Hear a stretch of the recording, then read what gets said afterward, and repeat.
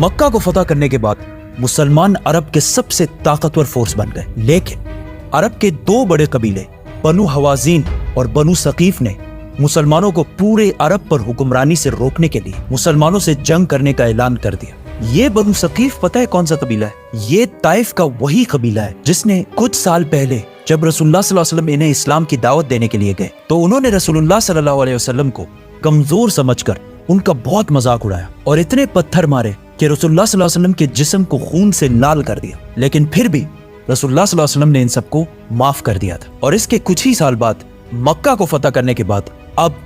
حالات بالکل بدل چکے تھے اور رسول اللہ صلی اللہ علیہ وسلم پورے عرب سے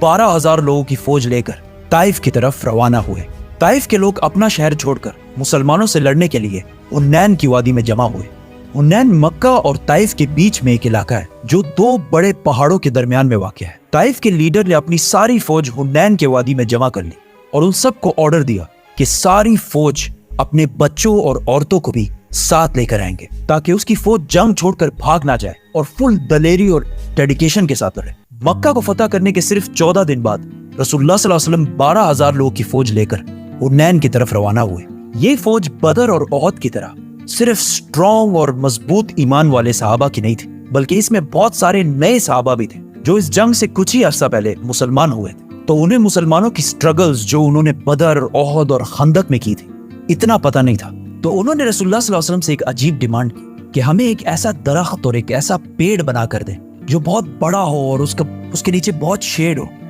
مطلب آپ تو نبی ہیں، اب تو کچھ بھی کر سکتے۔ تو رسول اللہ صلی اللہ علیہ وسلم نے انہیں کہا کہ اب تم مجھ سے وہی ڈیمانڈز کر رہے ہو جو بنی اسرائیل نے موسیٰ علیہ السلام سے کی تھی، یقیناً تم لوگ انتہائی جاہل ہو۔ پھر کچھ اور نئے مسلمان کہنے لگے کہ ہمارے نمبرز تو بہت زیادہ ہیں، 12,000 ہیں، ہم تو آرام سے جنگ جیت جائیں، جس پر رسول اللہ صلی اللہ علیہ وسلم کو بہت غصہ آیا کیونکہ یہ نئے مسلمان اللہ سے زیادہ اپنے نمبرز پر یقین کرنے لگے تھے۔ مسلمان حنین کے دو پہاڑوں کے درمیان صبح ہونے سے کچھ ہی دیر پہلے اندھیرے میں پہنچے۔ جیسے ہی مسلمان اسے کراس کرنے لگے تو پہاڑوں سے بہت سارے تیر اور پتھر برسنے لگے اور اتنے پریسائز طریقے سے کہ کچھ ہی دیر میں بہت سارے صحابہ شہید ہونے لگے اور ان سب سے بچنے کا کوئی طریقہ بھی نہیں تھا۔ تو مسلمان وہاں سے واپس مکہ کی طرف بھاگنے لگے۔ یہ دیکھ کر دشمن کی مین فوج نے مسلمانوں پر فل فلیج حملہ کر دی اور مسلمانوں کی آلموسٹ پوری فوج 12,000 لوگ جنگ چھوڑ کر بھاگنے لگے۔ ایسا لگ رہا تھا کہ مسلمان کلیئرلی یہ جنگ ہار چکے۔ طائف والے بہت خوشی اور جوش کے ساتھ بہت تیزی سے آگے بڑھنے لگے کیونکہ انہوں نے دیکھا کہ ساری فوج بھاگ رہی ہے، لیکن جیسے ہی ڈسٹ تھوڑی کلیئر ہوئی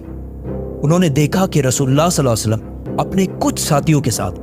ایک قدم بھی پیچھے نہیں ہٹ رہے، تو وہ سارے سیدھا رسول اللہ صلی اللہ علیہ وسلم کی طرف بڑھے۔ رسول اللہ صلی اللہ علیہ وسلم بھی پیچھے ہٹنے کے بجائے اکیلے دشمن کی طرف بڑھنے لگے اور زور زور سے کہنے لگے، میں ہوں محمد، عبداللہ کا بیٹا اور اللہ کا رسول۔ اس پر رسول اللہ صلی اللہ علیہ وسلم کے چچا عباس رضی اللہ تعالیٰ عنہ نے رسول اللہ صلی اللہ علیہ وسلم کے اونٹ کو زبردستی روکنے کی کوشش کی تو رسول اللہ صلی اللہ علیہ وسلم اپنے اونٹ سے نیچے اترے اور دوبارہ دشمن کی طرف بڑھنے لگے۔ یہ دیکھ کر حضرت عباس رضی اللہ تعالیٰ عنہ زور زور سے اپنی فوج کو بلانے لگے کہ کہاں جا رہے ہو اللہ کے رسول کو چھوڑ کر،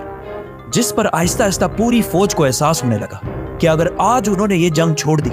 تو رسول اللہ صلی اللہ علیہ وسلم کی جان کو بھی خطرہ ہو سکتا، کیونکہ رسول اللہ صلی اللہ علیہ وسلم جنگ سے ایک قدم بھی پیچھے نہیں ہٹا رہے تھے۔ رسول اللہ صلی اللہ علیہ وسلم کا یہ جذبہ اور اللہ پر یقین دیکھ کر آہستہ آہستہ پوری فوج جنگ میں واپس آنے لگی اور مسلمانوں کی پوزیشن جنگ میں دوبارہ سٹرونگ ہونے لگی اور کچھ ہی دیر میں پورے 12,000 مسلمان واپس جنگ میں آئے اور دشمنوں پر ٹوٹ پڑے اور طائف والے جنگ چھوڑ کر ہر طرف بھاگنے لگے اور مسلمانوں نے ان کا پیچھا کرنا شروع کیا۔ مسلمانوں کو اس جنگ سے بہت فائدہ ہوا، 6,000 قیدی اور 24,000 کیملز اور گولڈ اور سلور whatever۔ آخر مسلمان ان کا پیچھا کرتے کرتے طائف کے قلعے کے پاس پہنچ گئے، لیکن طائف والوں نے پہلے ہی 1 سال کا خوراک اندر جمع کر کے اپنے آپ کو قلعے میں سیکیور کر لیا تھا۔ مسلمانوں کی بہت کوشش کے باوجود بھی یہ قلعہ فتح نہ ہو سکا،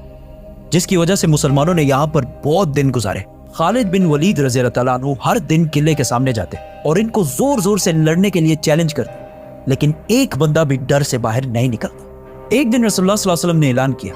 کہ طائف میں جتنے بھی غلام ہیں اگر وہ ان کو چھوڑ کر مسلمانوں کو جوائن کر لیں تو وہ انہیں آزاد کر دیں، جس کی وجہ سے آہستہ آہستہ بہت سارے غلام طائف سے مسلمانوں کی طرف آنے لگے۔ آخر رسول اللہ صلی اللہ علیہ وسلم نے فیصلہ کیا کہ اب ان پر اور ٹائم ضائع کرنے کا کوئی فائدہ نہیں، کیونکہ یہ اب مسلمانوں کا کچھ بھی نہیں بگاڑ سکتا۔ تو مسلمان وہاں سے واپس مکہ کی طرف روانہ ہو۔ جانے سے پہلے کچھ مسلمانوں نے رسول اللہ صلی اللہ علیہ وسلم سے کہا ویسے بھی ہم واپس جا رہے ہیں، ایٹ لیسٹ ان کے لیے کوئی بدعا تو کرے۔ تو رسول اللہ صلی اللہ علیہ وسلم نے اپنے ہاتھ اٹھائے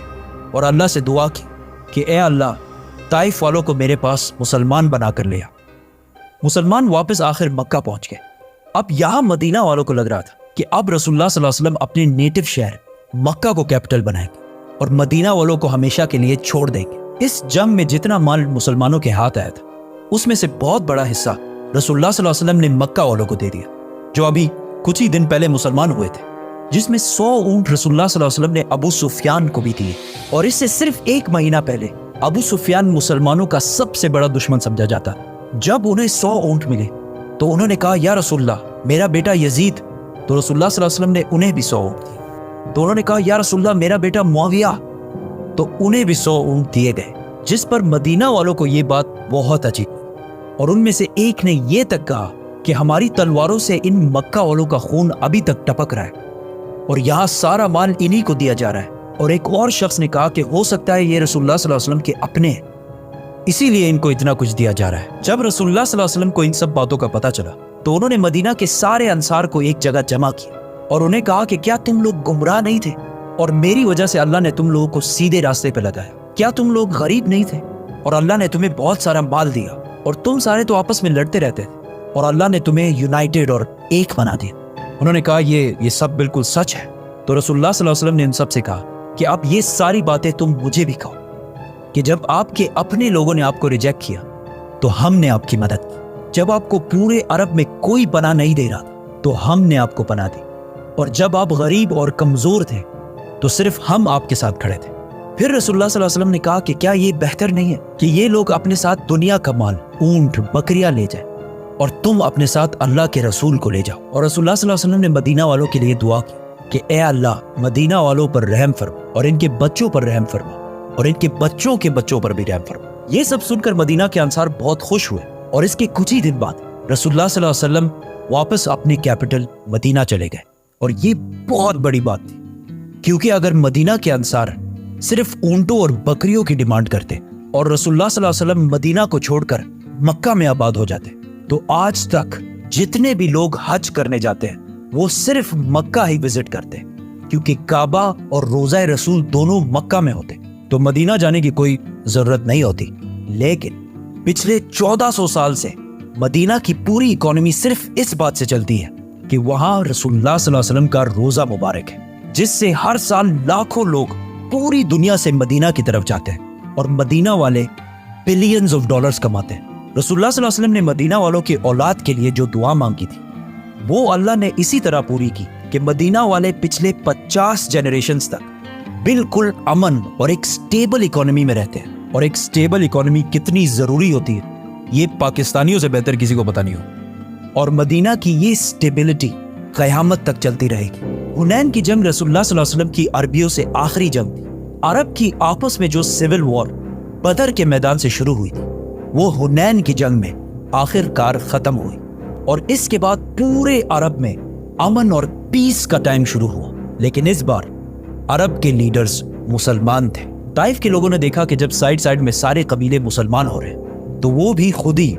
وداؤٹ اینی فائٹ رسول اللہ صلی اللہ علیہ وسلم کے پاس آ کر مسلمان ہو گئے۔ رسول اللہ صلی اللہ علیہ وسلم نے خود ایک بار کہا کہ طائف کا دن ان کی زندگی کا سب سے مشکل ترین دن تھا، لیکن رسول اللہ صلی اللہ علیہ وسلم طائف گئے کیوں تھے؟ یہ مسلمانوں کی تاریخ کی سب سے بڑے دن کی کہانی ہے، ہجرت۔